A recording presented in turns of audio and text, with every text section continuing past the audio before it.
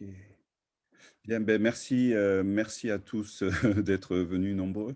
Et donc aujourd'hui donc on va avoir une conférence donc de Wang Jie, qui est donc actuellement à l'université de Duisbourg et qui a obtenu donc une bourse postdoctorale Marie Curie de la communauté européenne et qui va nous rejoindre l'an prochain pendant 2 ans à l'Ifrae et notamment donc à ce groupe de recherche pour, ben, j'espère, le booster et permettre de développer nos activités de recherche sur l'éducation. Il vient avec un programme de recherche aussi qui sera, je pense, il nous l'expliquera, la continuité de, de ce dont il va nous parler aujourd'hui.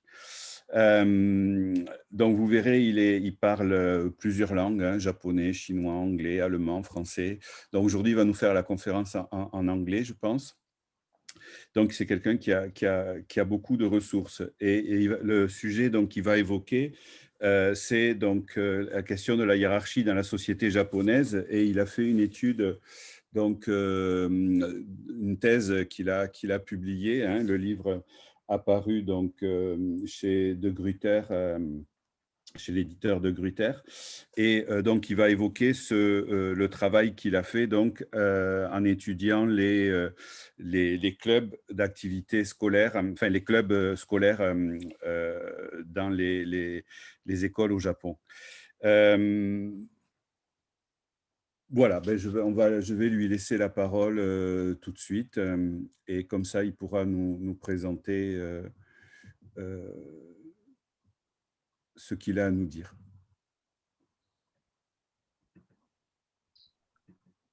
Okay. Bonjour à tous. Thank you very much, Christian, for this nice introduction.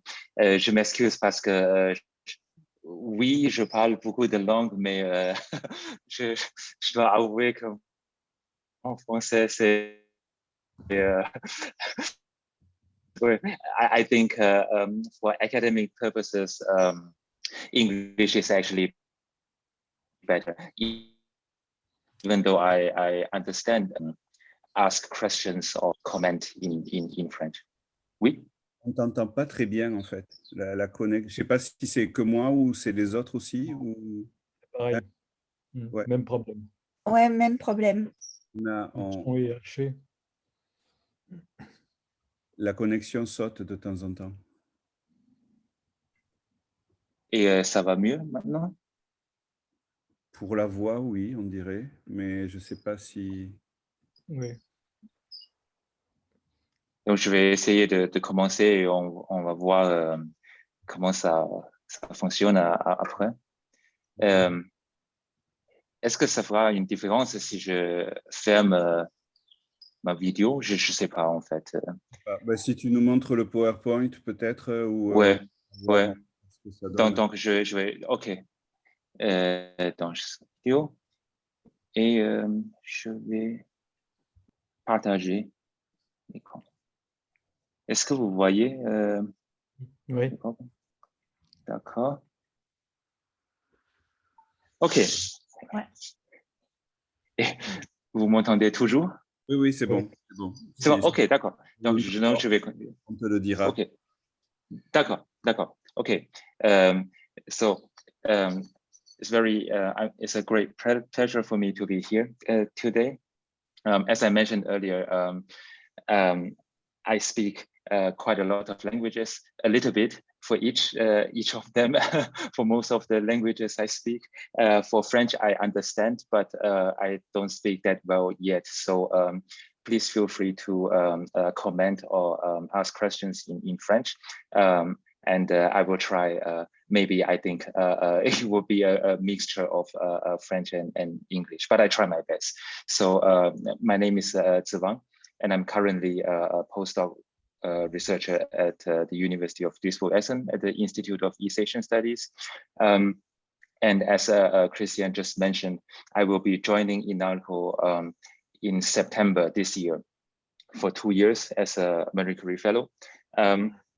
And I really cannot wait for that occasion, because this research agenda on education, youth studies, adolescents, socializations in the context of secondary education in Japan, in East Asia, is quite a huge interest area for me. And what I have been developing is to bridge the two regions between East Asia and a selected Western European context, such as France, such as Scandinavian context, to see how different socializations work in terms of the knowledge of social hierarchy, the kind of socialization that takes place in secondary school, perhaps I should say non-formal educational context. So what really interests me is not really what goes on in the classroom context,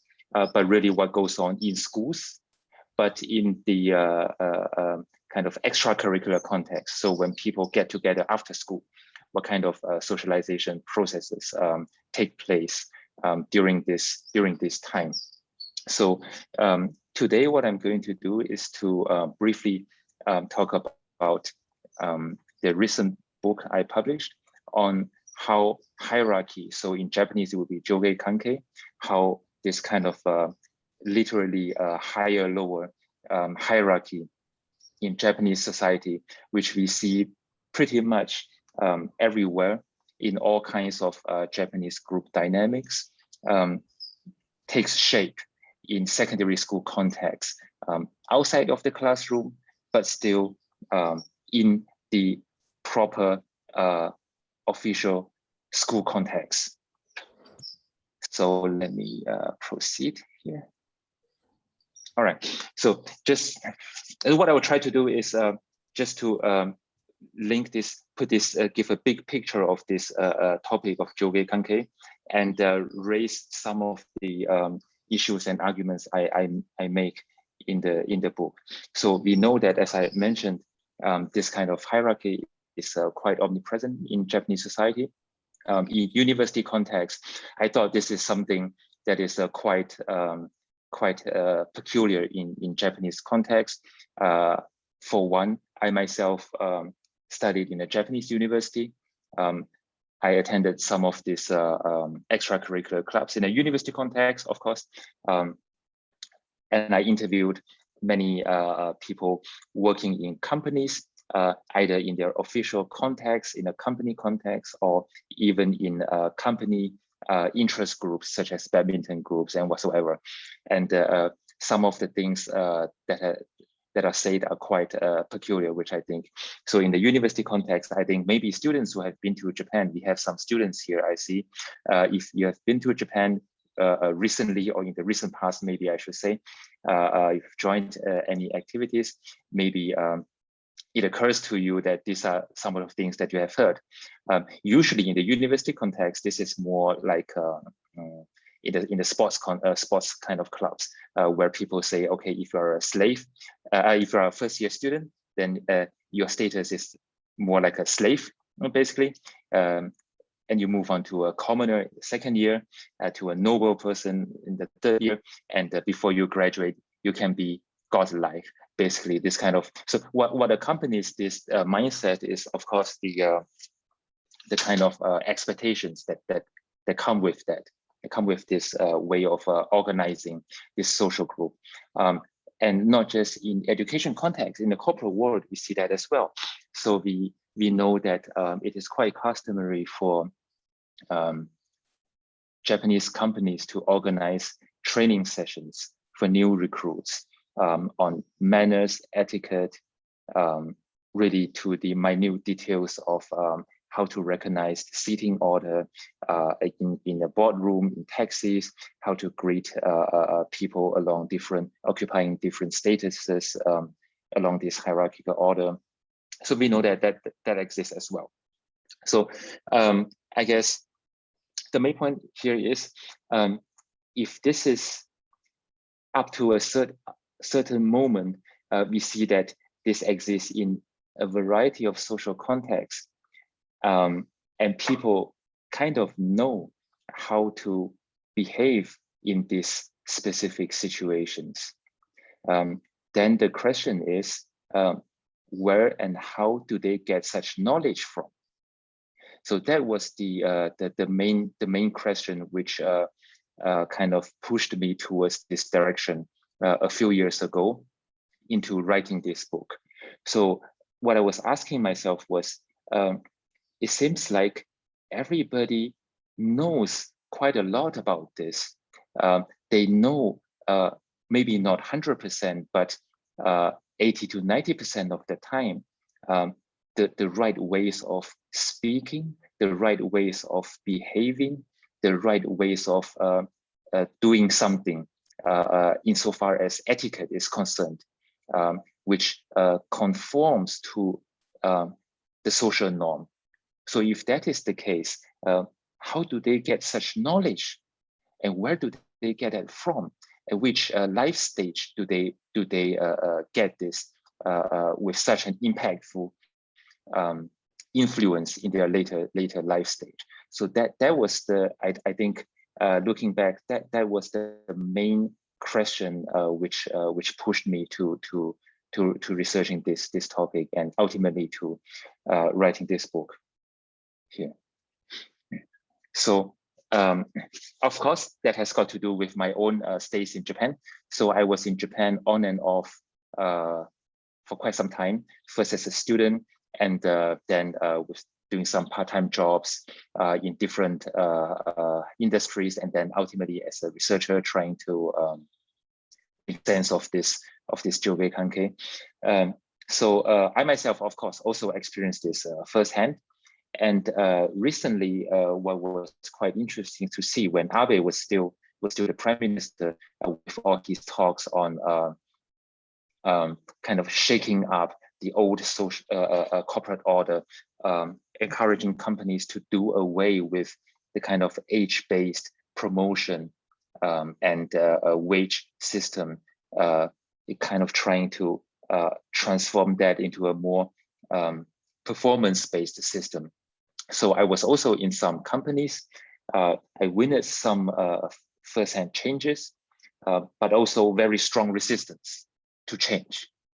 So it was a connection which led me to wonder why do people resist such change, or why there were also instances where people tried to get rid of this old system of doing things, saying that, okay, that makes sense. We shouldn't just do things by seniority, by age, because that's what underpins this Jobei Kankei, seniority.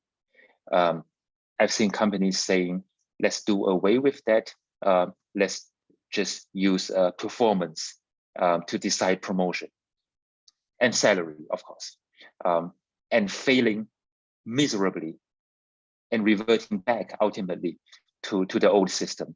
So that reinforced this this urge to really well, I wouldn't say get to the bottom of things, but at least to understand why is this thing so impactful. This must to understand that. So I thought that it must have probably happened in a very formative age of an individual's growing up in Japanese society, which could be probably even earlier than the university context. So that was what I initially hypothesized, which led me to then focus on secondary education in that case. Of course, it is also true that although there are a lot of conceptual books and articles about this topic, there aren't really a lot of empirical studies based on any given social situation in depth in the past decade or so. In this, just focusing on this Jobei Kankei. So that was another issue I realized while searching for relevant literature here. So my book then, in this context, is actually my attempt to try to answer this question of where, when, and how individuals growing up in Japan experienced their first major collective socialization into the Jobei Kankei thinking. So with that in mind, I I think what I wanted to say with this question was really, it is something more than what goes on in the family context. Because there are also kind of socialization, early childhood socialization going on in the family context. That's probably one of that's probably what one acquainted with first, I would say. But here the focus of this book, at least, is really on the non-kinship based socialization on a collective scale. So my book proposes two major reasons to help explain ultimately why it is why it can be difficult to really completely do away with this Jogei Kankei way of ordering things, ordering group dynamics in Japanese society, if the current trend of socialization continues, because the context and the tool used in this Jogei Kankei socialization are too effective to do away with. And I will go into details in a while's time here. And what I also propose in my book is that despite all these flaws, Jogei Kankei actually has some good things to it. Namely, it balances hierarchy and care. So there is a kind of egalitarian aspect to it, and it makes behavior and what you would get in future as a member along this hierarchical order more predictable. So in that case, my book also suggests that simple labels of hierarchy, or because if you think about hierarchy to a Western mind, we may think of it as a kind of superior subordinate relationship. And I think this, just saying that as hierarchy, meaning superior subordinate relationship, this doesn't really catch the full extent of the social significance of Jogei Kankei in the Japanese context here. So let's start with the context in which such socialization takes place. So I mentioned just now that the focus here is on the relatively early life stage, specifically speaking in secondary education, junior and senior high school secondary education. So that would be both junior high schools and senior high schools in Japan, which would be between the age of 13 years old rather to 17 or 18 years old. And as I mentioned earlier, the educational context is rather non-formal, but non-formal only means that non-academic. So to me, it seems pretty formal. So it's just that what's missing here is just the academic aspect of it. But other than that, it's quite ritualized, quite a formal and institutionalized context of extracurricular club activities for various reasons, because we see that in Japan, what is very particular about after-school activities as compared to in much of Europe and North America is that almost everyone takes part in it. We see really high participation rates here. Well, the last year of middle school, people usually take an exam, so we understand there's a drop. But if not, we see usually in junior high schools and senior high schools, the participation rate is quite high. Besides the high participation rate, students also spend quite a lot of time every day in such context. So roughly 2 hours before, during, or after school, people actually devote almost 2 hours of their daily life to these activities. So this is quite an all-encompassing context, I would say, when we talk about after-school activities, which is a major difference compared to after-school activities, which we have in mind when we think of after-school activities in Germany, in France, for example. So my book proposes 3 different angles to look at this socialization process in the context of club activities. So the first angle is how senior students and teachers, they explicitly train newcomers to talk and behave appropriately along this hierarchical order, much in the same way as new companies would train recruits from university. So I spent about 10 months observing club activities in I think 5 or 6 different club activities for a total of 10 months in and around Tokyo. And what I observed here was really that once new members every year, at the beginning of every year, so in April, students enter junior high school. They're given about 3 weeks to a month to try out different club activities and to decide on one. So the common practice is usually after Golden Week, they officially start with their chosen club activities, and they are expected at least to basically stay throughout their entire school years, basically. So what happens first, which I found quite amazing, is that to the clubs, the most important thing that they wanted to teach the new members every year is about etiquette. It's about how to talk to people. It's about how to behave in the presence of seniors. And I found it to be really quite amazing, because originally I'm from Singapore, so Singapore is in Southeast Asia, but it's a culturally quite East Asian. So we would think that there's not much of a big cultural difference, but actually, when I thought about this, actually in this regard, Singapore is pretty much more similar to many European aspects, because if you think about in the Singaporean context in a secondary school, joining a football club or joining an orchestra, the most important thing is really to talk about football skills. We start training right away to talk about, or in an orchestra, in a music club, to talk about being able to read music and being able to play music techniques. So we go straight into that. That is the reason why we join a football club or baseball club or a music club.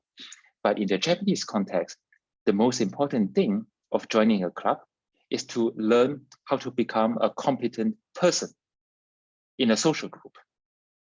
So that's the main thing that I found to be quite in stark contrast to what we're used to seeing here, where they really go all out to explain club rules and what counts as acceptable behavior as the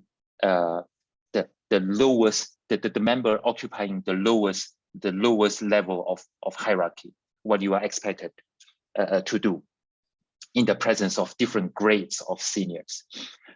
And very important, they also really emphasize the existence of sanctions. So if you don't behave, this is no longer like in primary school. Your seniors are not your best friends. They will punish you for not respecting the rules set out here. So that's the first major kind of rhetoric or discourse, kind of portraying a new social world to the new recruits in this case, who are actually just 12 or 13 years old. So here are some examples of guidebooks that are being distributed to new club members when they enter a club, and used as teaching material at the beginning of junior high school first graders club life. So this is quite interesting here. This is from a choir, so a music group. There are some conventional wisdom saying that, well, music clubs, they are quite relaxed and not as strict in terms of rules and hierarchy compared to sports clubs. But actually, throughout this work, what I'm also trying to show is that the best indicator to determine whether hierarchy in a club is strict or not it's not really the nature of activity. So whether it's a music group or a sports group, there are other indicators which kind of can tell if hierarchy is strict or not. But in any case, so this is the kind of guidebooks, rules used. And we see here below very clearly saying that we need all these rules, right? Telling the new, I mean, they are all just 12-year-olds, 13-year-olds, but telling them that we need all these rules so that we can function. And these rules, I'm not sure if that's true or not, but in any case, these rules have taken us so many years, right? Decades to make. So they are kind of like the canon of this club, as something that you should really read and familiarize yourself with, and really obey such things. So this is a recording from one of the training sessions I recorded, and we see here that again, they really made it really clear. It's in an orchestra, and they really made it clear that everything starts with manners.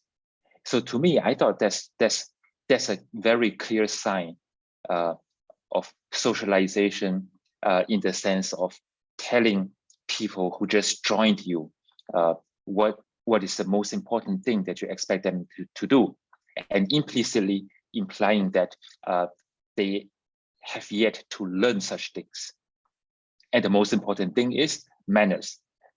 It's not about being able to read music.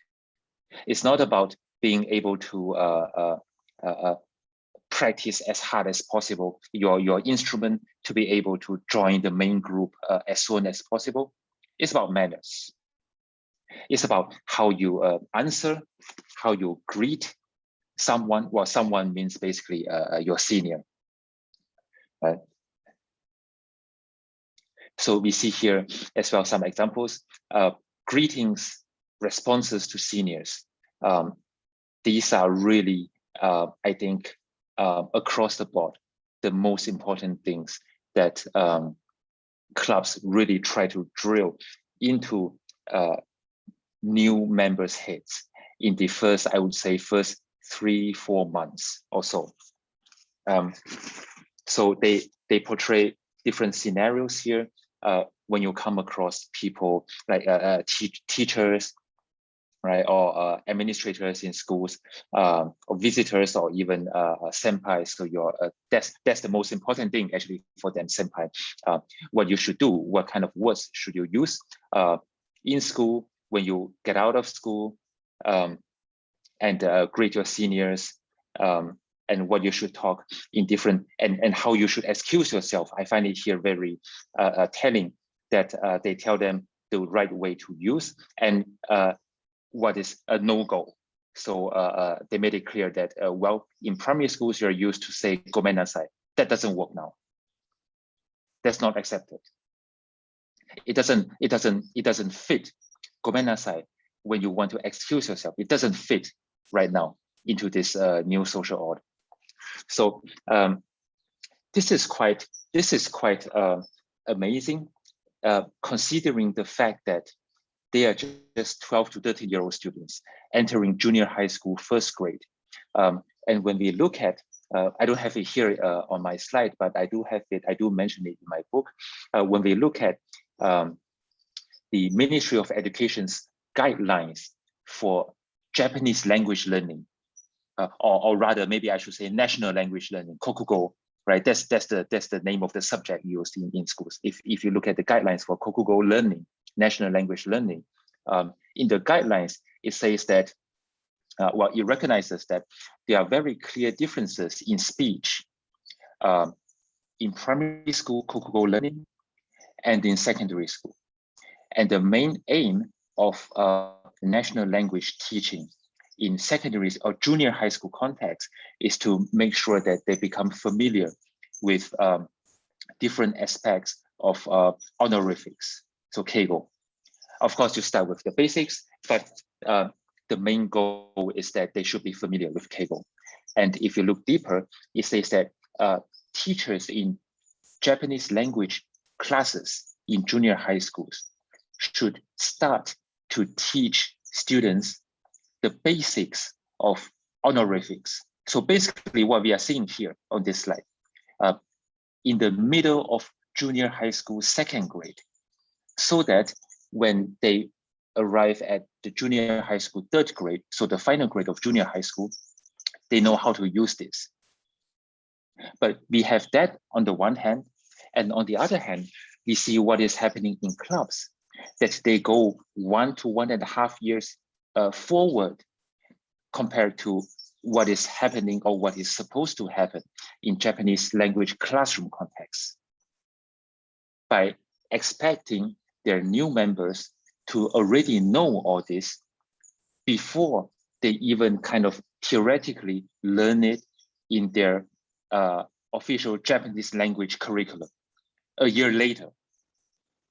So here, I think is a clear sign of the socialization function of this club context, because compared to a normal classroom context, not only are you expected to learn this, to kind of know this a year earlier, but you are also expected to use it. And in club context, you must use it, because you'd always deal with people of.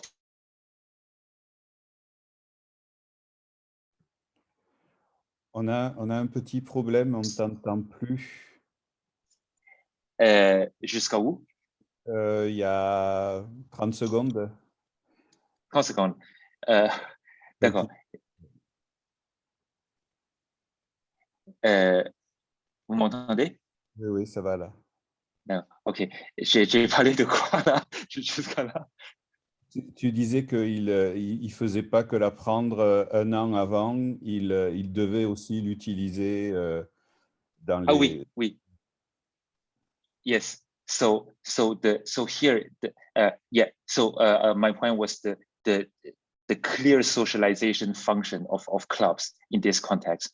So they have to. So as a club member, you have to know this a year earlier compared to what when you are expected to know theoretically in your own classroom context. But not only that, you are also supposed to use it in a club context, because in clubs you always have senpais with you. So this age-based hierarchy, Jugekankai, always exists. So you always need this. Whereas in classrooms, there are no senpais. Everyone's equal. So the knowledge is theoretical. You don't apply it. So I think these two points really made it quite clear that there's a very big socialization role here going on, and that is already kind of assigned to club activities. The second angle here is, of course, going deeper from the kind of broad level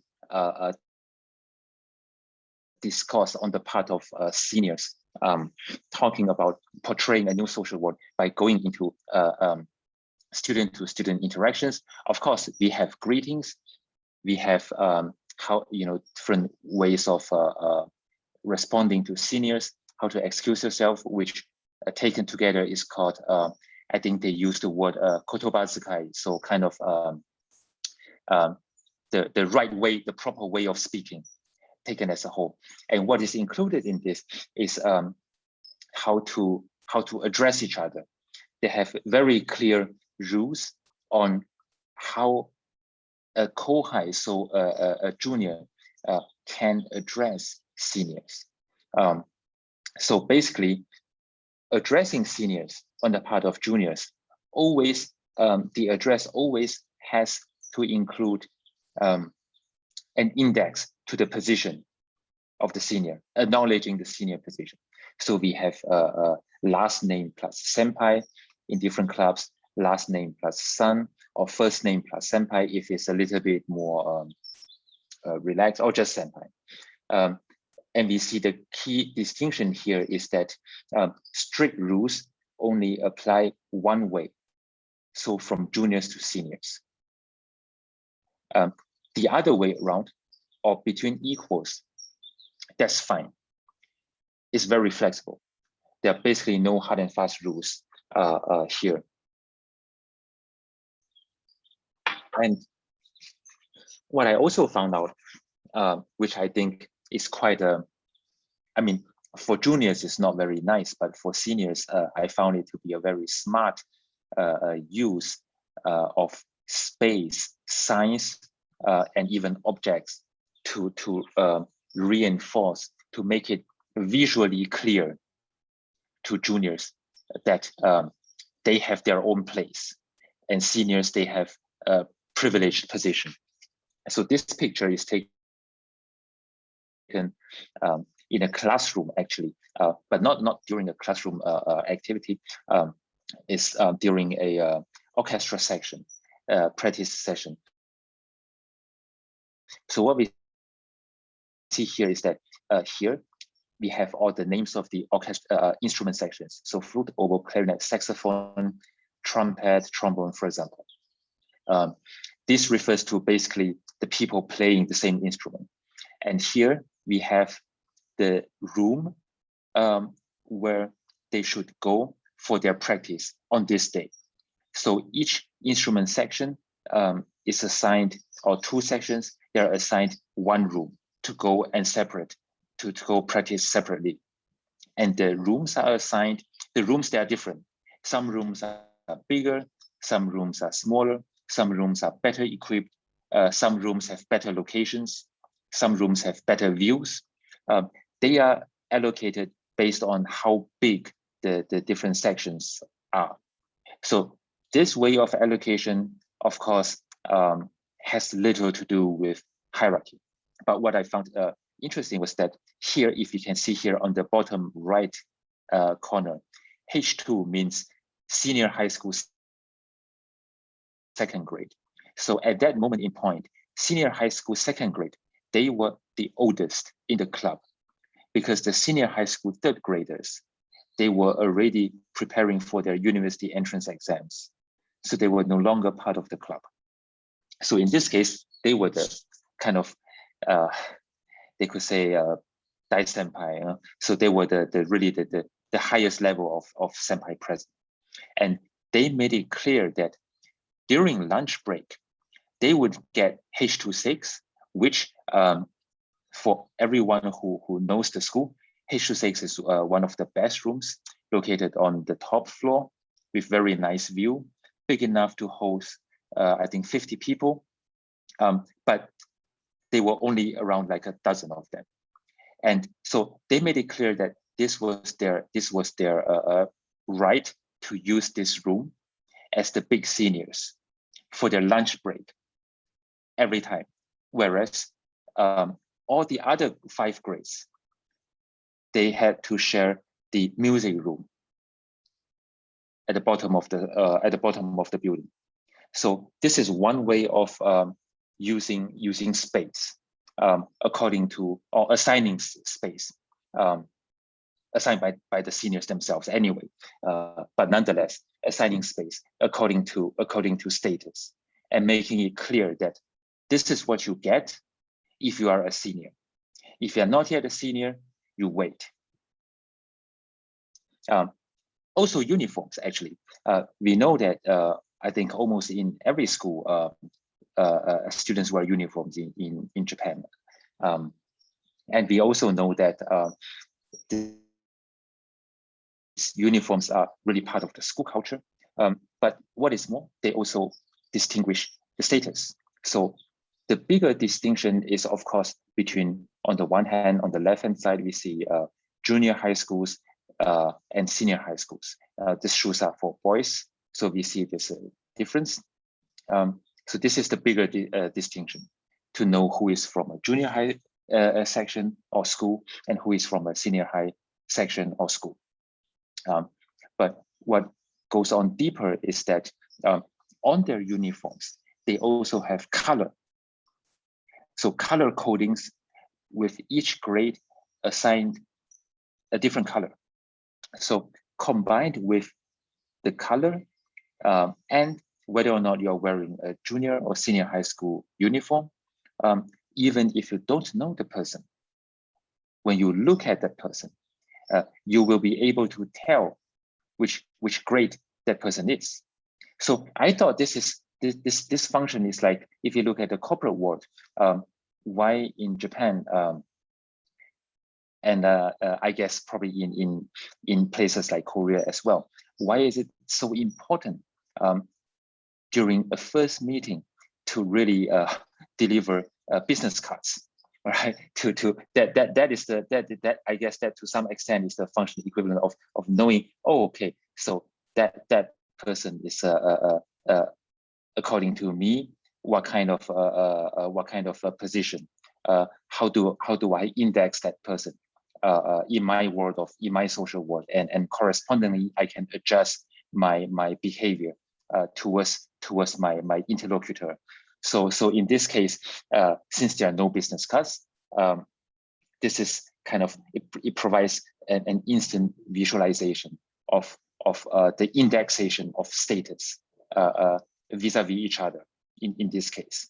So this is one way.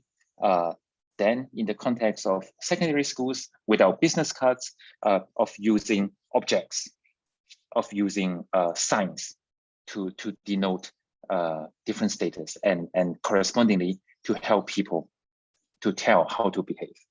And as I say here, there's easy recognition to facilitate language and bodily behavior. Juniors I've interviewed told me that that's actually quite convenient, because in the beginning, they wouldn't remember all the seniors' names. So they would just go by the uniform and color code, and then they try to adjust the kind of expected behavior, as we have seen earlier. So I think up until now, what we can take away from this is that, well, on the one hand, Jogekanke is pretty horrible, I have to say. Throughout this 10-11 months of observing different club activities and all these kind of socializations going on, I've seen quite a lot of horrible incidents actually concerning Jogekanke, and they have got to do with how seniors abuse their power as seniors to really go to the extreme in punishing juniors for simple things like not greeting them according to what is stated in the guidebook, for not greeting them loud enough, for not responding to them when they address the juniors, for being late in terms of cleaning up seniors mess. So and then parents know that as well.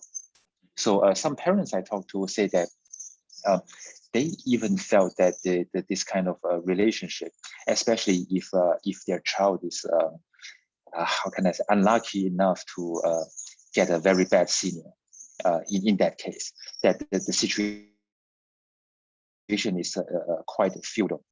That's actually what parents say, and things like my son's seniors force him to endure long hours on weekends, no time for lunch break, or even sadly corporal punishment, which is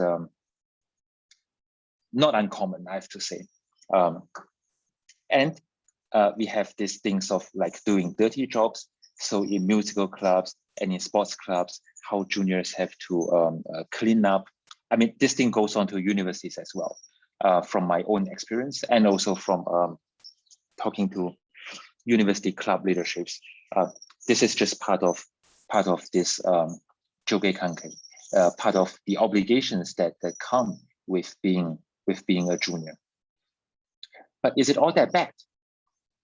We also have to ask, is it all that bad? Because I think, as I mentioned earlier on, I think ultimately, towards the end of my research process for this book, it became increasingly clear that this Jogekanke can be both constraining and enabling at the same time, especially for juniors. Of course, if you are a junior and you are so unlucky to have a senior who only abuses his or her power, then I think there's nothing enabling going on there. I'm speaking in general terms here, because generally speaking, there's also an egalitarian perspective embedded into this Jogekanke. For one, there's automatic status acquisition. So as each age cohort progresses, becomes older, or is promoted to the next grade, the status increases on this hierarchical order. So if someone can persist and stay in this club or in this organization whatsoever to the end, then there will come a day where this person, or this entire cohort rather, would assume all the privileges that come together with the status of being the biggest senpai in this organization, with this hierarchical order.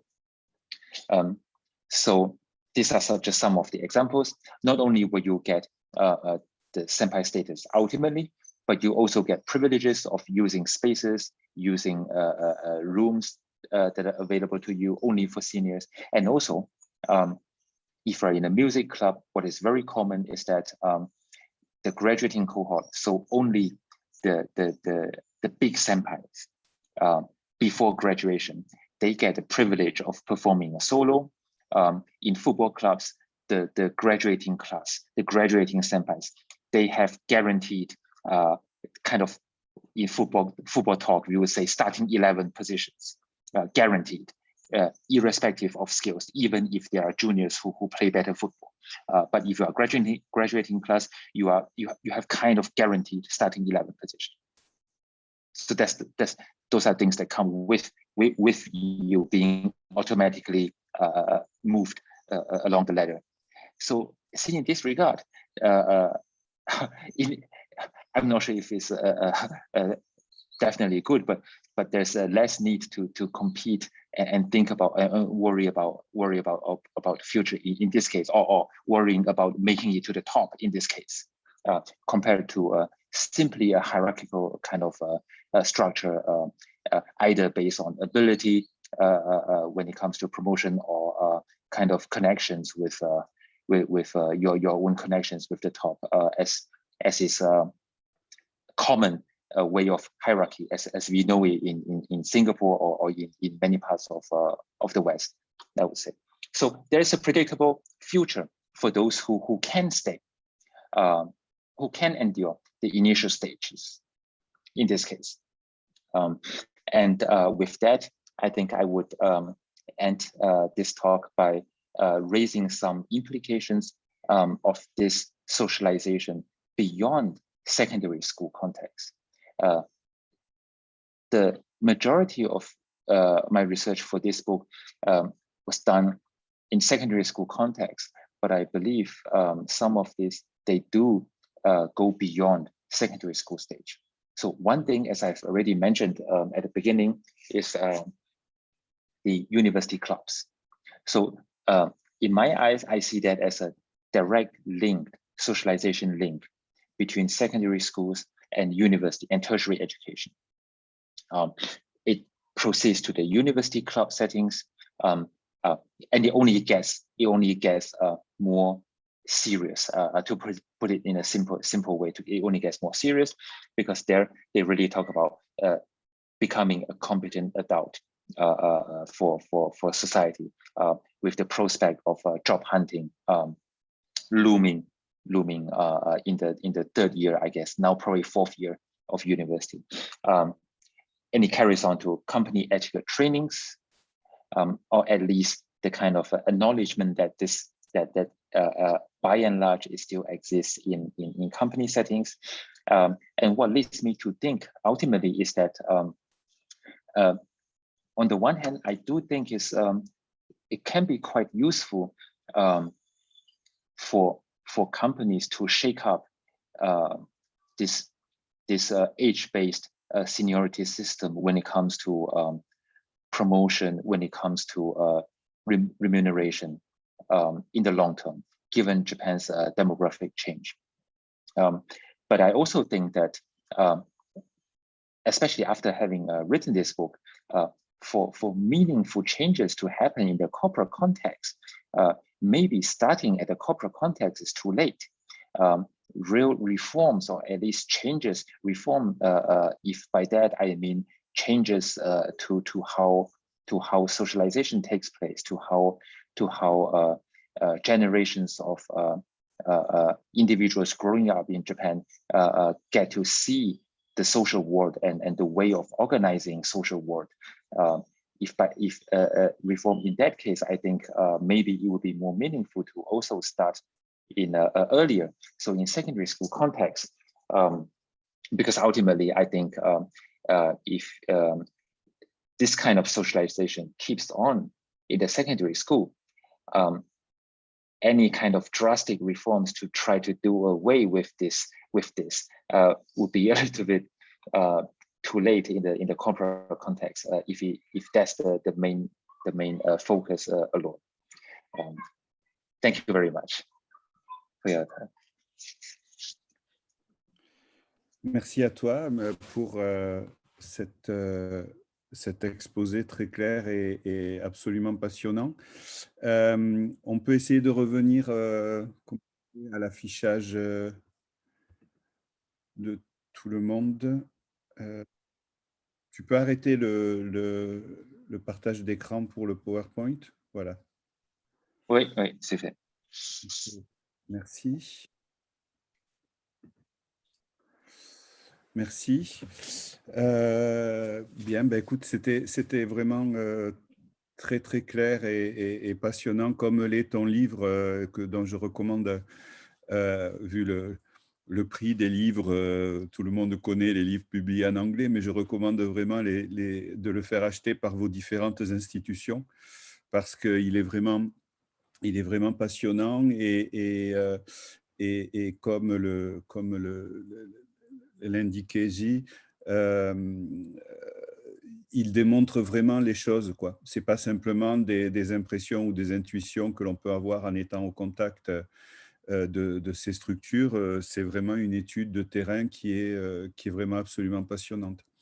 Et en ce qui me concerne, ça m'a rappelé de drôles de souvenirs puisque j'ai indirectement eu 2 fois l'expérience des activités de club au Japon. Et si j'avais eu le livre, alors après j'ai compris intuitivement très vite, hein, mais si j'avais eu le livre, j'aurais même pas essayé, quoi, hein. Mais ma première expérience du Japon, ça a été d'enseigner dans un collège et dans un lycée.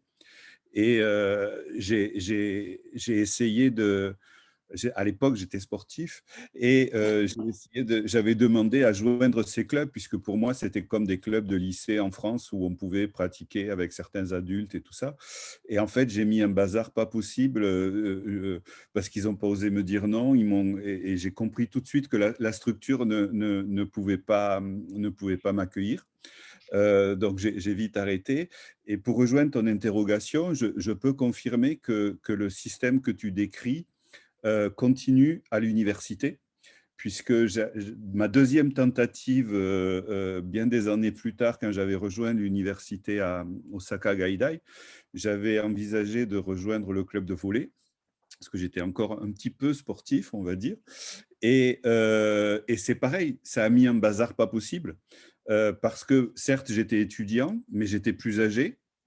Et ça posait un problème pour m'intégrer. Et tous les dispositifs que tu décris, moi, je les ai vus. C'est-à-dire qu'en fait, même à l'université, dans un club de volley où ils faisaient des championnats interuniversitaires, les premières années, même s'ils étaient meilleurs, ce qu'on voyait tout de suite, que les deuxièmes ou les troisièmes années, ils passaient tout l'entraînement à ramasser les balles, à démonter les filets, à amener les bouteilles d'eau, et ils jouaient absolument jamais. Même si la logique sportive aurait dû conduire à ce qu'ils jouent pour gagner les matchs, pour le prestige, entre guillemets, du club de l'université. Et donc, ce que tu décris là est vraiment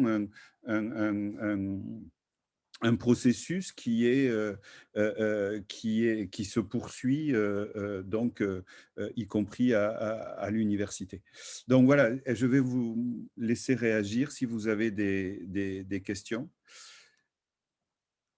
Tu es avec nous toujours, ouais? Est-ce qu'on ne te voit pas? Je ne sais pas. Donc, si quelqu'un a des questions, personne n'aura noté que Aline vient juste d'arriver et qu'elle a raté la conférence, mais ce n'est pas grave, hein. Est-ce que quelqu'un a des questions, des réactions?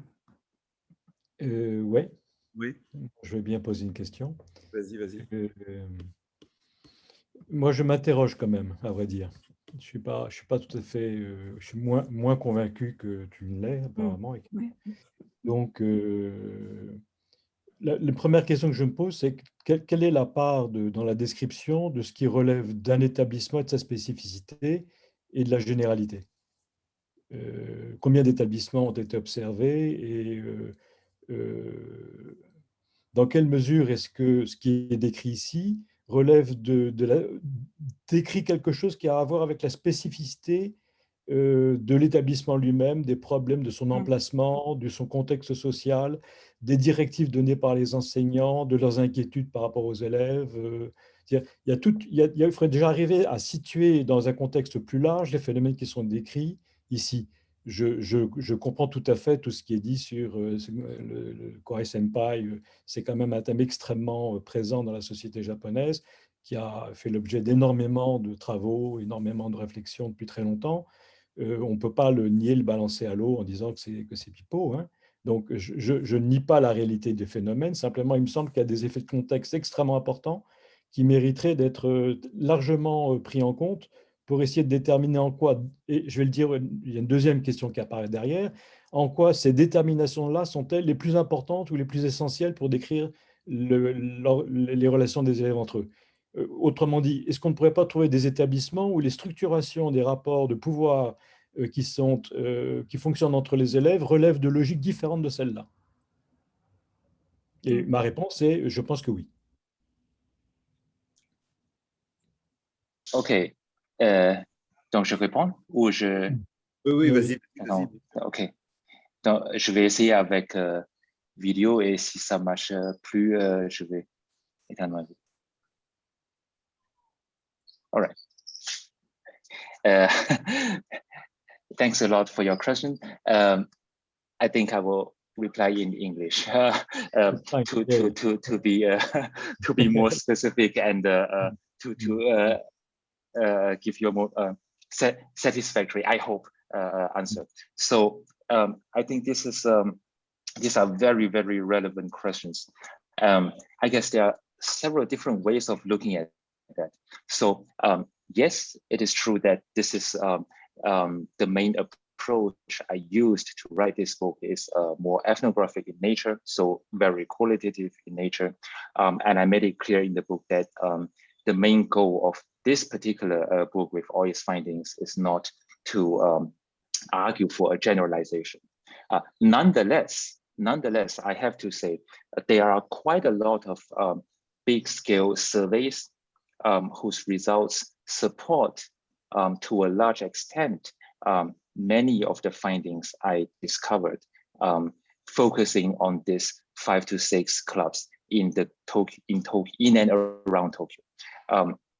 For example, in Japan, there is an organization called NINJAR, so it's the National Institute for Japanese Language and Linguistics in Tachikawa.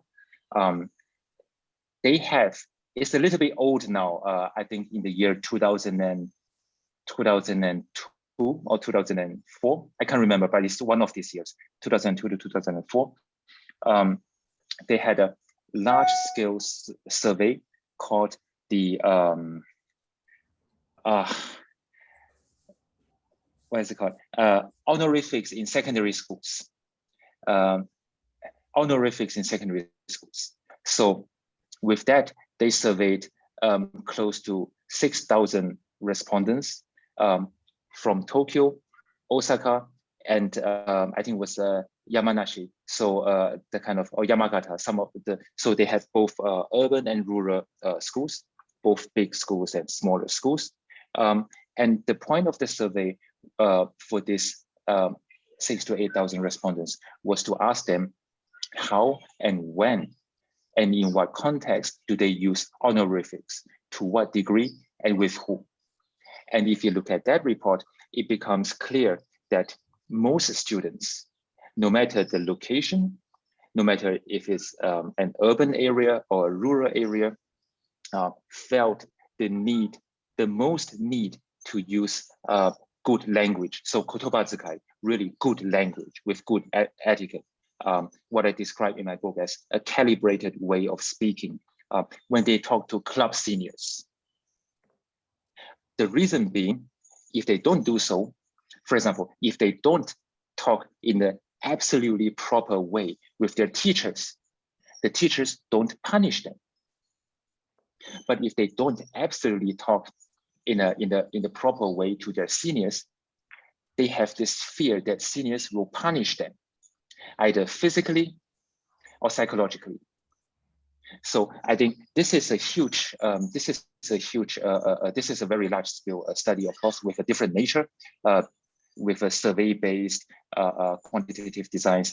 But the findings, I think, especially in this regard, highlight at least in a big sense, the kind of general presence of this what I call in my book discursive-based hierarchical structure happening in club context in books. And since that study, that report covers several thousand respondents in various areas in Japan from different clubs, also in clubs like clubs I didn't know existed, like advertising club or whatever club. So I think that is really, that has a certain sense of generalizability in that regard. Another way of looking at this is the indicators of whether or not a club or two clubs have different approaches or levels or extent of this Jogei Kankei at play. What are the indicators which tell us if Club A focus more on Jogei Kankei, or if seniors in Club B are more relaxed? So in the process of my research, so this is, of course, I'm going back, I'm not talking about the report anymore. I'm going back to my own focus on this 5-6 schools. But what I found interesting is that in the existing literature, many people talk about the nature of the activity. So whether or not this is a cultural-based club, so bunkabu, or windobu, or sports-based club. In much of existing literature, people talk about this distinction as the perhaps the most important indicator showing if seniors in Club A, if Club A is a sports club, really focus on this, and if seniors in Club B, being a cultural club, don't really care about this kind of hierarchy. But what I found out is that this may not be the most important indicator telling us about the extent and nature of hierarchy. What I found out is that, for one, gender is, in my opinion, at least sticking to the few clubs I observed, is the more important indicator than the nature of activity. What I've seen is that girls' clubs in girls' schools, or in the mixed school context, clubs dominated by girls, say 80% female participants, they usually tend to have way stricter hierarchy compared to boys' clubs, boys' schools, or clubs dominated by boys. Seniors, female seniors, tend to be more, how can I say? They tend to follow through the rules. By that I mean they really punish juniors more than male seniors for not observing, for not respecting rules. So gender is one dimension. Another dimension, or another indicator, I should say, which tells us whether or not seniors in a particular club care about this Jogei Kankei is, I think it's not very fair to say, but it's their ambition. the ambition as a club. So whether or not, it's very simple term. So whether or not if a club wants to achieve something in like what Christian said, in the inter-school competitions. So some clubs they want to get into the not just the regional finals but national finals every year. They want to be the top 3 football clubs in Japan. They want to be the top 3 choir in Japan. So if you are from a club with this ambition, then it's a very strong indicator that your club will be very strict. If you are from a club where I've seen clubs whose seniors say that to us competitions are not important, so we just we don't really come to this club every day because our goal is to get into the national finals a year later. We come here just to do our own stuff. If you are from this club, then chances are the kind of the dynamic of hierarchy is way less compared to a more ambitious club. But ultimately, I think the point I try to make towards the end, based on my observations of these 5 or 6 clubs, is that really there are differences. There are Jogei Kankei differences in different clubs. That's for sure. It depends on urban-rural divide. The more urban you are, usually the stricter it is. It depends on gender divide. It depends on, as I mentioned, ambition of clubs. But the underlying thing which exists as a whole is the idea of this Jogei Kankei. So even in clubs with lesser dynamics of Jogei Kankei, there is an underlying idea of who is a senior and what is who is a junior, and what are the basic acceptable social norms and rules which a junior should do towards the senior. So there is this underlying thing that is there. And I think this is also reflected in this Ninjao survey on honorifics in secondary schools, Japan-wide. Ok, merci. Il y a Yves qui avait levé la main. Si Claude, tu veux réagir, je te redonnerai la parole après, mais Yves avait levé la main depuis un moment. Pas de problème. Oui, merci. Pardon? Anne, tu veux parler? Non, je ne savais pas il fallait lever la main, je ne sais pas comment on fait. Toi, à partir d'un certain âge, c'est la vraie main. Tu lèves la vraie main. C'est des gens qui sont bons. Quel âge? Le nôtre. Je te cède la parole, hein, Anne, si tu veux. Non, vas-y, il n'y a pas de problème, non, ce n'est pas du tout urgent.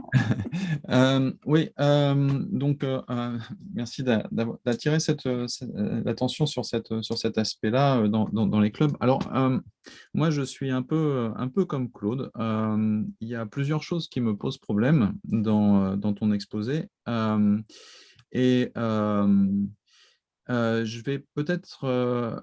Et le problème, c'est que un des problèmes essentiels, c'est que ça ne pose pas la question de pourquoi, à quoi ça sert ces Jogei Kankei. Et je vais prendre un exemple qui est autre, c'est-à-dire qu'un des éléments qui me gêne aussi dans les exemples qui sont pris, c'est que tu prends l'exemple d'orchestre, tu prends l'exemple d'équipe de football, Christian a pris l'exemple d'une équipe de volley. Ce sont donc des éléments collectifs. Et ça fausse, à mon avis, le rapport à cette logique de hiérarchie. Moi, j'ai participé à...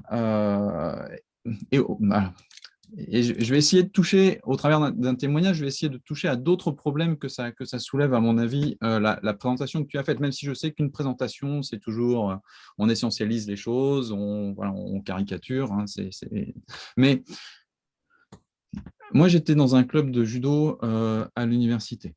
Le judo, c'est très particulier parce qu'on prend le senpai ou le kohai, on le prend au corps. hein. C'est un truc qui fait mal, c'est un truc qui est...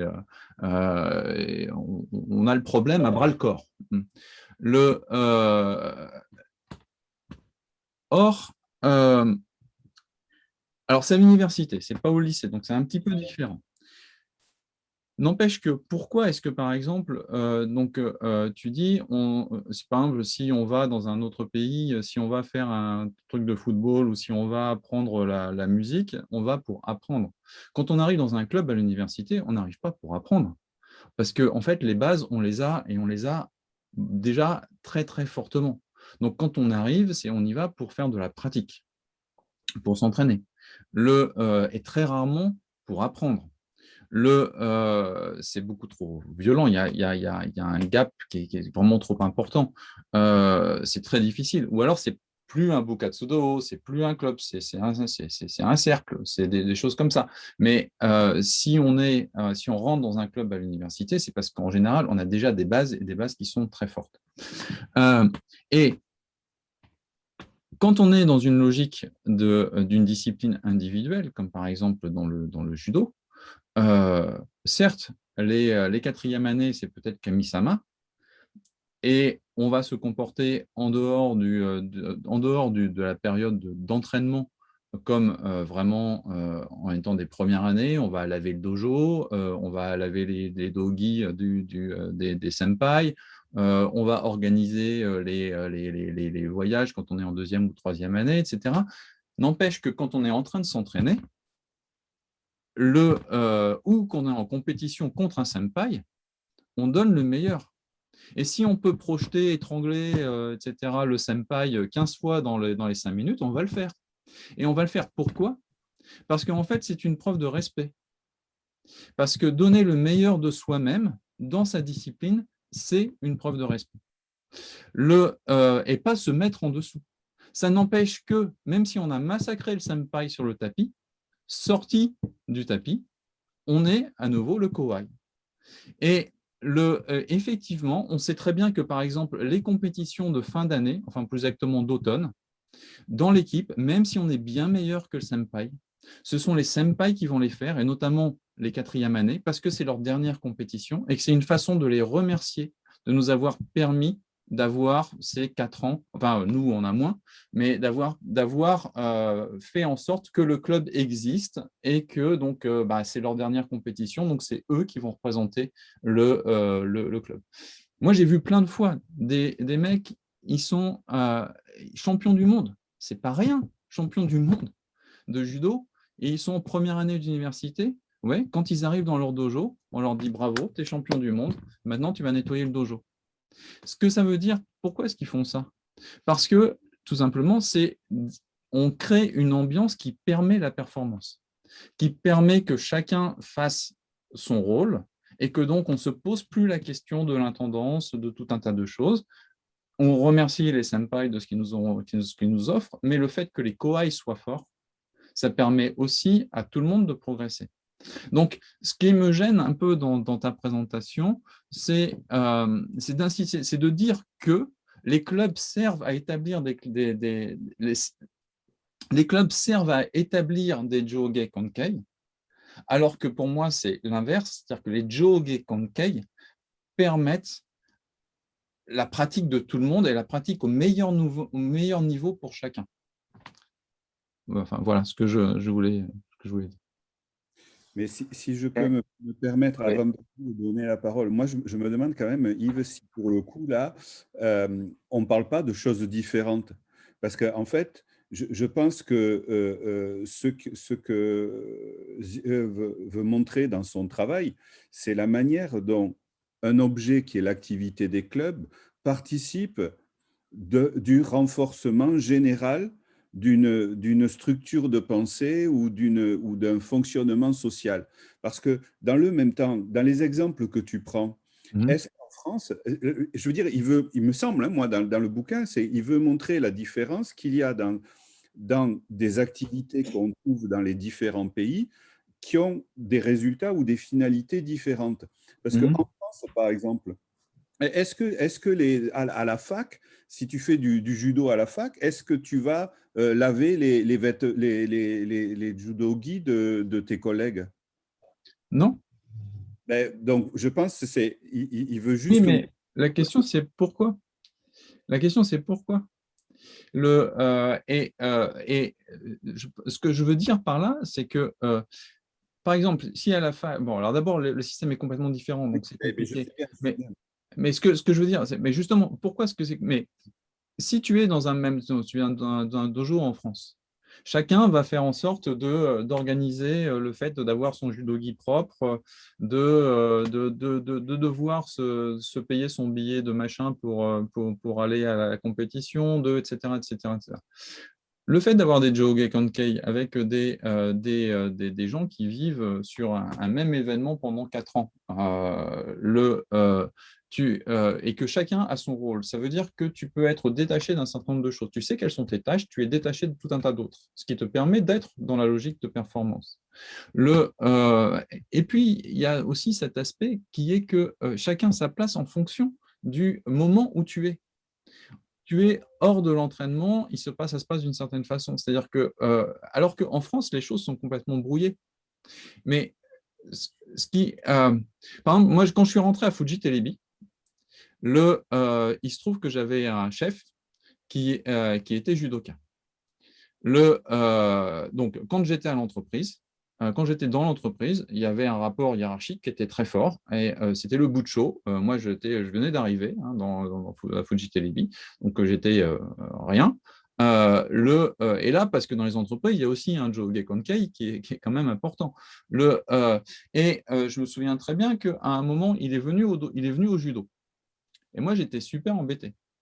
Parce que quand il a voulu voilà, faire judo avec moi, bah, je ne savais pas trop comment me positionner. Et puis, il y a un autre japonais qui n'était même pas judoka, qui lui était karatéka d'ailleurs, qui m'a dit, mais pourquoi tu es gêné? Je dis, ben, c'est mon chef. Hein. Il dit, non, non, c'est ton chef quand tu es au bureau. Quand tu es au judo, c'est un judoka et ce que tu as à faire, c'est de donner le meilleur de toi-même. Enfin, c'est de faire ce que tu as à faire quand tu es en train de faire ce que tu fais. Et donc là, tu es en train de faire du judo. Tu n'es pas au bureau. Donc, Oui, tu fais c'est ça. Mais c'est pas pareil en France. C'est pas pareil. Mais je suis d'accord, mais là c'est pas pareil, mais parce que, je veux dire, il me semble que c'est, enfin, il va répondre, je ne veux pas répondre à sa place, mais il me semble que l'objet de ce genre de travail, c'est aussi de montrer justement comment la société se structure différemment. Parce qu'on peut, oui, la structure permet de trouver sa place. Enfin, le fonctionnement Joge Kanke permet de trouver sa place, mais aussi on voit bien que dans d'autres, dans la société japonaise, il est quand même très difficile de trouver justement, enfin, ta place est induite par ton âge, par différentes choses qui fonctionnent quand même un petit peu moins, qui ne fonctionnent pas de la même manière chez nous. Euh, Moi, un autre exemple, parce que là, on prend des choses, effectivement, dans les pratiques que tu dis, tu vas participer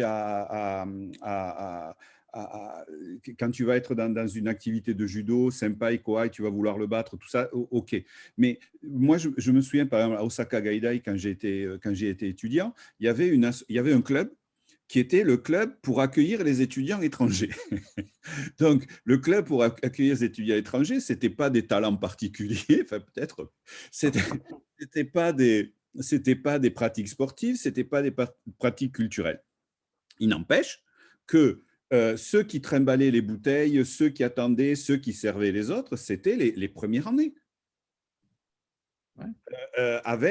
Bon, c'était essentiellement des filles, mais c'était quand même extrêmement hiérarchisé dans un club où, pour le coup, faire la conversation, parler, organiser des sorties ne me paraissent pas quelque chose qui relevait. Or, ce qu'il décrit là, on pouvait le voir, y compris dans ce type de club qui, justement, ne fonctionne pas sur des talents spécifiques ou des techniques apprises au préalable. Donc, enfin, bon, voilà, je donne la parole à Jay. Thank you for the wonderful question and the exchange. Judo is in fact a very interesting and particular example here. Unfortunately, I haven't had the chance to really observe any judo clubs in secondary school context. If not, it would have been really great to see how similar or different it is, both between a judo club and football or orchestras in secondary schools on the one hand, and the differences or similarities between a secondary school judo club and a university judo club.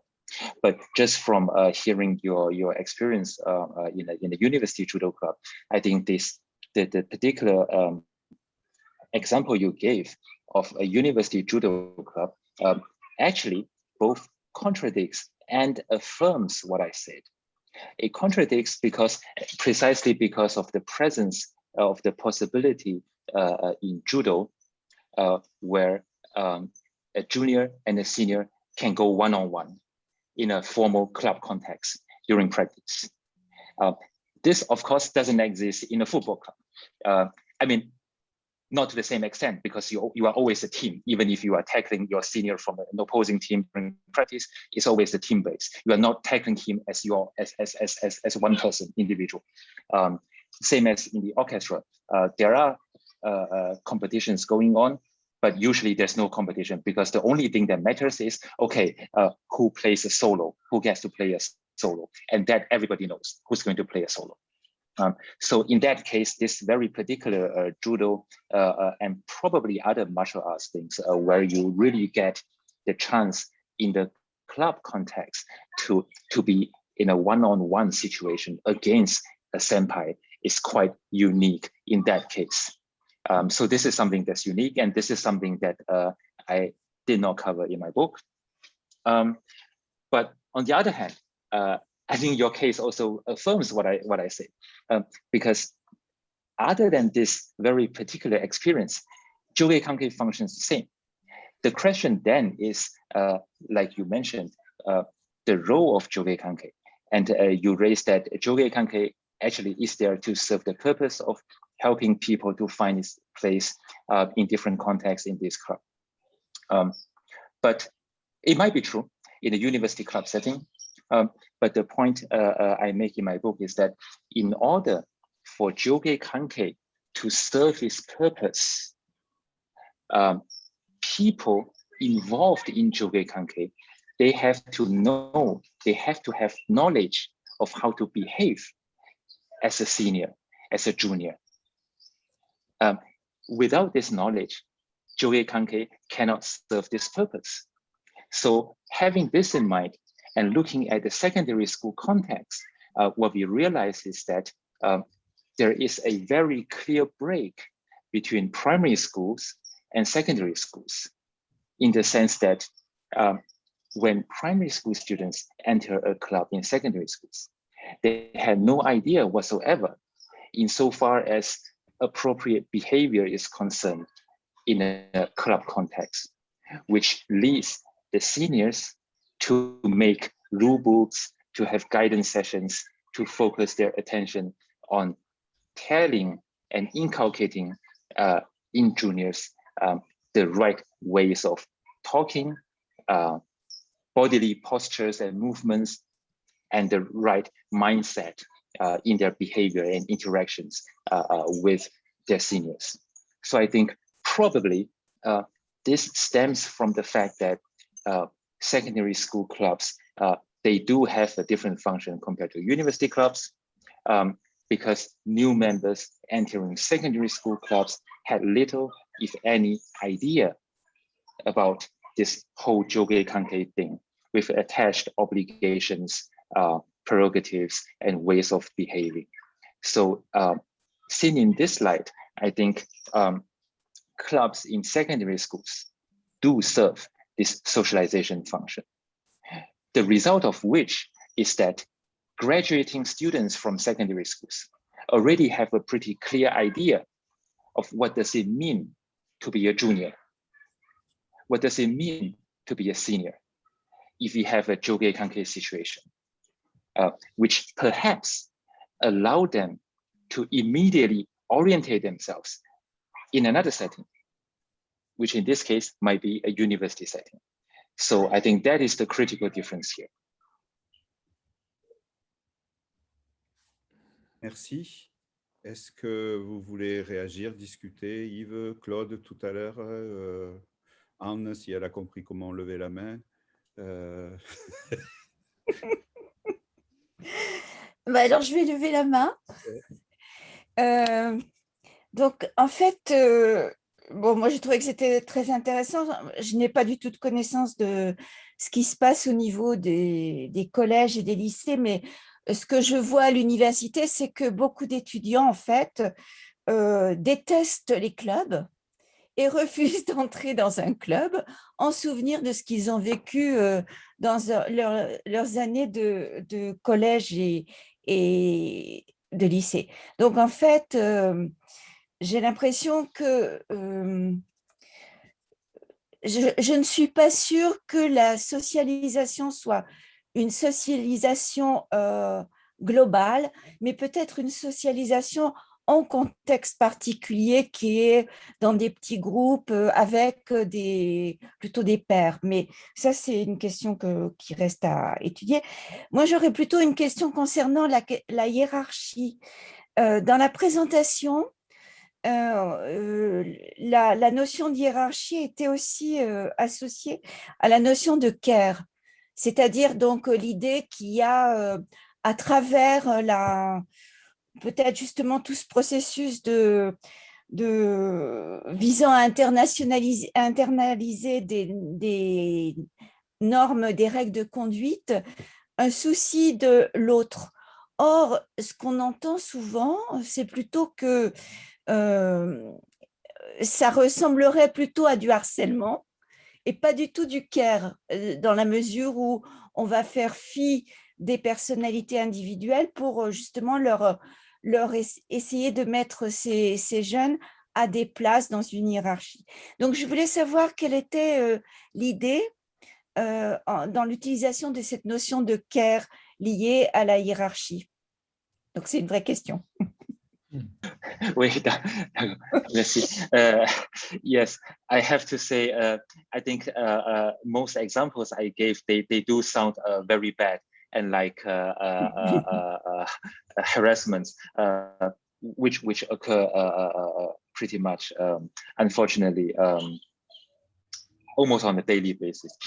So coming to care, so it has got to do with the enabling experience. So what I meant by that was really the idea that at least this is the idea that the seniors should have, is that yes, they have certain rights and privileges compared to their juniors, but at the same time, it is their duty to teach their juniors how to arrive at their position. By that, I don't mean promotion, because that's based on age. By that, I mean acquiring the ways of talking, the social skills to become more successful, both in the trade they do. So if they are playing football, or if they are singing in the choir, or if they play an instrument in the orchestra, and the fluency in honorifics, the fluency in interpersonal discussions and exchanges when they face a senior. So these are the kind of social, what I call the kind of socio-cultural capital taken as a whole, that a senior is at least supposed to guide their juniors into acquiring this set of social skills via club activities. Many seniors do that. Many seniors also ignore that and just simply harass and abuse their power. So it is true that this idea is a good idea. It doesn't really work for all juniors. And I have seen that there are juniors who actually quit because their seniors are just too harsh.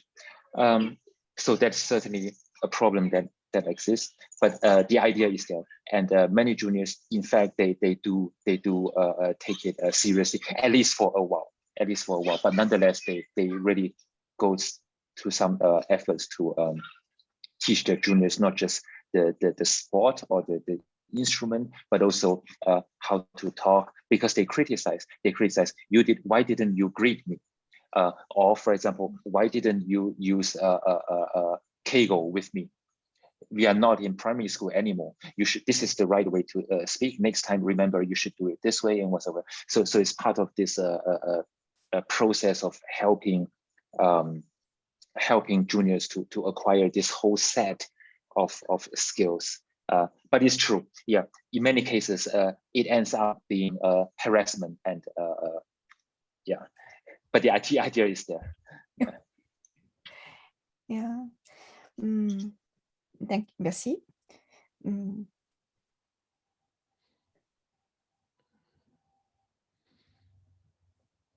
Est-ce que quelqu'un veut reprendre la parole ou prendre la parole pour poser des questions, continuer la discussion qui a été commencée? Moi, je peux pousser un petit peu, peut-être. Je pense qu'il y a une notion en japonais qui est la notion de kejime, et qui renvoie quand même à l'idée que l'on doit apprendre à se comporter conformément à la situation où on se trouve. On n'est pas, il n'y a pas cette idée qu'on est une sorte de bloc identitaire, tout fabriqué. On doit comprendre la situation où on se trouve et savoir adapter son comportement à cette situation. Il me semble que dans ce que dit Ziwang, je ne sais pas comment prononcer, hein, il y a quelque chose qui est l'apprentissage d'une compétence sociale, hein, mais que je vous tutoie ou je ne sais pas comment. Je vais dire tu, hein, Gomen. Hein. Oui, pas de souci, oui. D'accord, ok. J'ai l'impression que tu as, ce qui est très important, c'est que tu vois dans le club, dans toutes ces activités de Bukatsu, un lieu d'apprentissage des règles de vie sociale qui traversent ou qui infiltrent la totalité de la société japonaise. Et tu as le sentiment, il y a une chose que tu as dite que j'ai trouvé intéressante, c'est qu'un enseignant dans la classe n'interviendrait pas forcément sur un usage impropre de la langue, hein. Un élève peut parler de façon très familière à son prof et sans être sanctionné. Et de fait, même, il y a beaucoup de professeurs qui invitent les élèves à être extrêmement familiers. Moi, j'ai fait énormément d'observations de classe et de collège, hein. J'ai pu le voir tout le temps. Mais que tu disais que dans le cadre du club et dans les relations senpai-kohai, il serait châtié, puni pour un usage impropre de la langue. Ce qui effectivement peut être, enfin, et c'est là où je suis un peu en réserve par rapport à toi, je dirais ce qui peut être vrai. C'est vrai que c'est une des fonctions que les clubs peuvent assurer, mais moi je dirais que les clubs assurent cette fonction quand l'établissement scolaire lui-même a envie que les clubs assurent cette fonction. Et qu'il y a quelque chose de très important, c'est, comme tu sais, c'est dans Seikatsushido, hein, les clubs, la gestion des clubs relève de Seikatsushido. Et les enseignants de Seikatsushido, c'est eux qui vont diriger les responsables élèves des clubs en leur donnant des consignes. Donc, ce n'est pas un système qui est senpai-kohai, c'est un système senpai-kohai médié, avec une médiation qui est quand même celle de l'établissement scolaire, à travers en plus l'établissement scolaire, à travers une structure qui n'est pas la totalité de l'établissement scolaire, mais qui est Seikatsushido. Or, Seikatsushido dans l'établissement scolaire peut être tout à fait en opposition avec tout ce qui est de l'ordre, par exemple, de gakushu, de l'apprentissage. Et on voit que les établissements scolaires, par exemple, moi je connais des établissements où les professeurs qui étaient dans le Seikatsushido, c'était toujours les mêmes, ils étaient de droite, extrêmement proches des politiques du Mambusho, et les gens qui étaient dans le syndicat étaient tous du côté de Gakushu. Et dans l'école, tu avais vraiment une structuration de pouvoir et des conflits qui étaient entre deux cultures. Celle de Seikatsushido, il faut mettre le nafuda, il faut porter l'uniforme, et avec énormément de contrôle, énormément de pratiques, extrêmement kanishugiteki, hein, de vérification très tatillonne. et des enseignants qui étaient dans une autre coloration pédagogique, on va dire, ou idéologique, hein, et pour lesquels ces choses-là n'étaient pas véritablement importantes. Et au contraire, c'était plutôt la communication, la proximité, le lien qui intervenait. Et donc, le Bukatsudo n'est pas une structure isolée qui fonctionne comme ça par elle-même, indépendamment de cette structuration qui sont englobantes. Et tu as répondu en disant, oui, bon, je fais du qualitatif, hein, c'est des études de type ethnographique, bon, mais qu'il y a des études extensives aussi qui ont montré quand même quelque chose qui semblerait confirmer toutes tes hypothèses. Je ne suis pas sûr que ça soit tout à fait vrai, au sens où, là encore, l'apprentissage des bonnes façons de parler, ce n'est pas un enjeu simplement dans le Bukatsu, c'est un enjeu global dans toutes les écoles et dans toute l'éducation japonaise. Ça commence par les parents d'élèves à la sortie des collèges qui vont faire le aisatsu, avec les aisatsu campaign qu'il y a sans arrêt, et où on apprend aux élèves à se comporter d'une certaine façon et d'avoir un certain rapport au langage. Et ça, c'est quelque chose qui infiltre la totalité du champ éducatif, je dirais, au Japon. Et le premier souci dans les écoles, c'est avec les petits déjà, même à l'école primaire, c'est d'arriver, c'est shitsukerune, c'est très rapidement qu'ils prennent les bonnes habitudes. Et on est très vigilant à ça. Au niveau des collèges, c'est en première année. En première année, on va mettre tout le paquet pour être certain que les élèves ne vont pas se mettre à dysfonctionner en deuxième année. Et il y a des rapports. Alors, il y a une autre notion que je pense très importante, c'est la notion de gakunen. Dans un collège, tu as 5 gakunen déjà. Et les gakunen, ils ont une autonomie, une personnalité souvent très forte. Tu peux avoir aussi des structurations par gakunen d'enseignants qui ont des couleurs très différentes. Et donc, il y a un problème d'harmonisation entre des gakunen au niveau des exigences vis-à-vis des élèves. Bon, je parle un peu trop, mais ce que je veux dire, c'est que moi, ce qui m'inquiète un petit peu dans ta démarche, c'est que tu mets tout le paquet sur une seule chose. Tu mets tout le paquet sur les honorifiques, les façons de parler, alors que ce sont des choses qui sont transversales à des tas d'autres univers et que je ne pense pas que les Bukatsudo soient des sortes d'unités compréhensives qui aient une puissance éducative par eux-mêmes, même si c'est une institution puissante. Je suis d'accord. Mais il faut le moduler, il faut absolument le retravailler avec d'autres éléments qui sont des éléments, à mon avis, structurants et externes, en partie au moins au Bukatsudo. Merci beaucoup. Thanks a lot. Yeah, I think this is a very good, very useful approach to, especially for me to bring this on the basis of the current work and to extend it further into the connections of Bukatsudo as a social institution in and of itself, and the connections it has, and the degree of the connections it has with how it's embedded in the whole educational landscape, as you just mentioned, its relations with individual schools, represented by teachers, and also how teachers make use of these guidelines, and depending on where teachers stand in this spectrum of ideology, how they allow the degree of to which they allow things to happen in clubs. I think this is a very, very good approach to really bring this work a step further and to explore the interconnections between clubs, what goes on in clubs, and also the broader picture of the embeddedness of clubs as institutions in the educational landscape. So thank you for that. It's a very, very good framework, I think, for me to continue this work. So just a few comments. Yes, it's true. Clubs, they don't stand in and as themselves as single clubs. They are always connected to schools. At least what I have seen is that although teachers are nominally the kind of head or responsible of a particular club, that applies to all clubs, because all clubs have at least one or two teachers in charge. So they are normally the managers of the clubs, basically, or presidents, or not presidents, sorry, but just basically managers and responsible of the clubs. But what I've seen is really that their role is pretty much secondary in the day-to-day runnings of the clubs. It may be true that they come from a particular, or they are influenced by particular ways of pedagogy, as you suggested. It may be true that if I observe some other clubs run by or whose responsible teachers are influenced by some other ways of pedagogy or how to deal with students, it might be there might be a different dynamic going on there. So this is of course for further research, but insofar as what I've observed, the teachers, they take a secondary role, not just in the daily running of the club, but also, as I mentioned, and crucially, really as regards how you deal with students, your students in your clubs.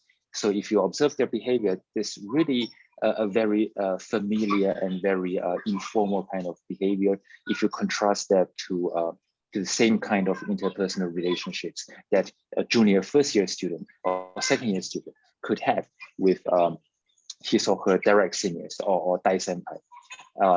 Teachers don't sanction, teachers don't punish, teachers don't very often even request that new members or junior members speak to them in the same correct way as they would and should to their seniors. So this is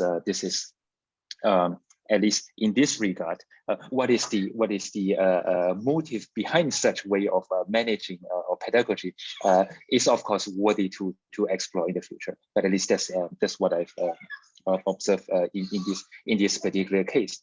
And perhaps it's also worth mentioning that the reason why I've talked so much about discourse and way of speaking is because my book is situated in this sociology of language and socialization literature.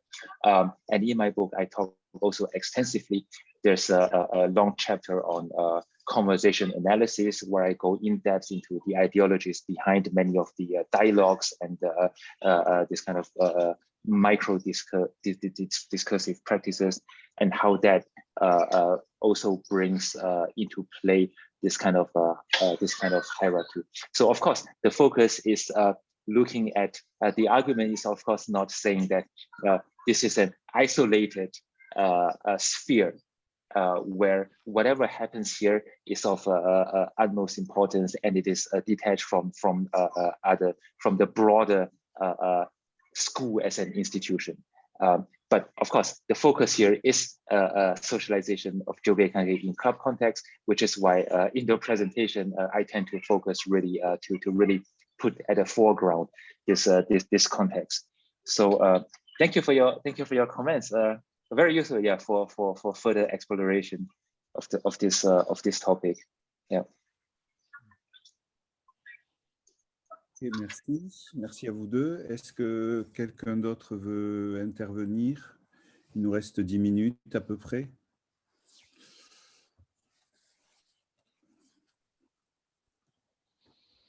Non? Attends, je peux dire un mot encore alors? Oui, vas-y. C'est très court, là, c'est juste c'est technique. I tried to read your text, actually. I spent 2 hours on the net looking for what you had been writing and articles, and I was just unable to find any because it was, I couldn't find any. Means I could find you had been written things, but there were nothing I could get. So I was very sad because I've been working on junior high schools for 30 years. It was my work, my life work. And then I was very interested in reading before meeting you here, because I thought I could be more focused and more sharper in my conversation with you if I had been able to read, but it was just impossible. I couldn't find anything.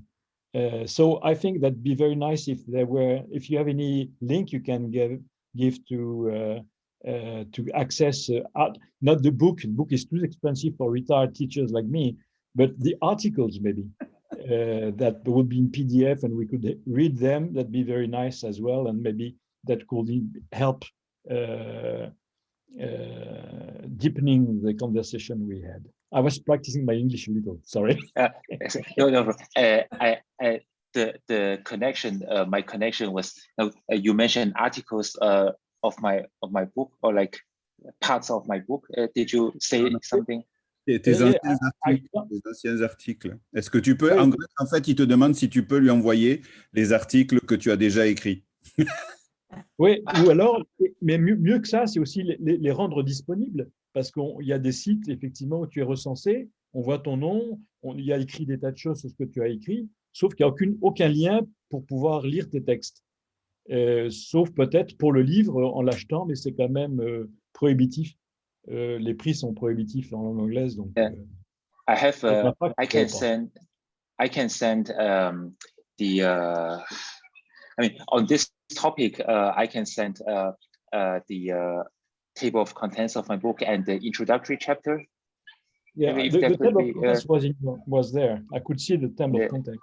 Yeah. Yeah, I have some chapters for non-commercial use, so I can, if you, I can send I can send 1 or 2 chapters actually from the book. Yeah. Oh, okay, good. Thank you. Bon, bien joué, Claude. Donc, toujours une somme économisée qui pourrait être mise dans des produits liquides divers. Oui, absolument. Ça servira à financer la bouteille de... Comment Voilà. c'était déjà? Le petit vin gascon, très bon, là. Donc, comme ça va dégénérer, je propose que moi, C'est l'heure j'avais... de l'apéro ici, hein? Pour C'est l'heure de l'apéro. Oui, c'est l'heure, voilà. Pour finir, j'avais juste, enfin, moi, ce n'était pas une question, mais c'était une remarque. C'était dans la première diapo que tu nous as montrée, il y a montré qu'il y avait à peu près 10% d'élèves du collège qui ne participaient pas au Bukatsudo et à peu près 30% au lycée. Et ma question, mais à laquelle on ne peut pas répondre, c'est est-ce qu'ils sont moins contraints hiérarchiquement que les... Est-ce que leur esprit se structure moins que leurs camarades qui participent à ces activités? C'est-à-dire, qu'est-ce qu'ils font s'ils ne font pas ça, quoi? Et où est-ce qu'ils acquièrent les... C'est social. Ouais, ouais. Bon, mais en fait, voilà, ça, je ne peux pas répondre malheureusement parce que je suis... Ouais, voilà. Non, mais c'était une remarque comme ça. Ils sont libres, en fait. Ils sont libérés. Ils peuvent aller à l'université dans les cours de sociologie contester. Voilà, Voilà, c'est ça, oui. Japonais. Bon, on va arrêter parce que ça dégénère là. Donc, juste pour information, avant que Yves tu coupes, donc notre prochaine rencontre et dernière pour cette année universitaire sera le 4 juin, où il y a une doctorante en fait, qui sera docteur sans doute au moment où elle parlera, si j'ai bien compris, Fulan, qui viendra donc nous présenter le travail qu'elle fait sur éducation, confucianisme et entreprise. Donc, ce n'est pas l'éducation scolaire, hein, mais c'est l'éducation donc, qui est mise en place au sein des entreprises, et elle fait sa thèse donc, au département de chinois de Paris-Est, avec Sébastien Miliou qui était là la première fois. Voilà, donc on l'accueillera et ça sera la dernière journée du séminaire pour cette année. Et ensuite, donc, on basculera sur l'an prochain et on essaiera de mettre en place des choses plus structurées, peut-être de faire un calendrier plus en amont que ce que l'on a fait et peut-être donc se voir à Paris. Mais ça, on en reparlera éventuellement dans un mois au vu de l'évolution de la situation. Voilà, je vous remercie à tous et donc on peut arrêter l'enregistrement.